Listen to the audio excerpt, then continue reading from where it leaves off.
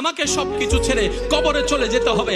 ইন্না লিল্লাহি ওয়া ইন্না ইলাইহি রাজিউনের আওয়াজ চতুর্দিক থেকে শোনা যাবে। কুল্লু নাফসিন যায়িকাতুল মউত। যখন আমাকে আস্বাদন করতে হবে আর নামাজ পড়ার টাইম পাবো না, চিৎকার করে চাইলো একটা সিজদা দেওয়ার টাইম পাবো না। কি আফসোস, কি আফসোস, কি আফসোস আমাদের জন্য যারা আজকে কবরে শুয়ে আছে।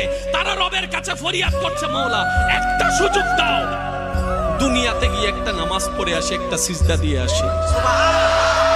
কবরবাসী চিৎকার করে রবকে বলে, মাওলা ভুল করেছি, ভুল করেছি, ভুল করেছি, একটা সুযোগ দাও।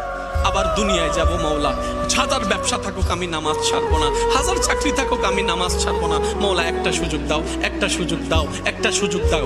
মাটির নিচে যারা আছে তারা বলছে, আর মাটির উপর যারা আছে তারা বলছে, ভাই নামাজ তো পড়তে আয়। একজনে বলে যে কিভাবে আসবো, আমার প্যান্ট তো ঠিক নাই, আমার প্যান্টও ঠিক নাই, আমার শরীর তো পাক নাই, আমার কাপড় তো পাক নাই। আরেকজনে বলে আমি যদি নামাজে যাই দোকানটা এখন বন্ধ করে লসের টাকা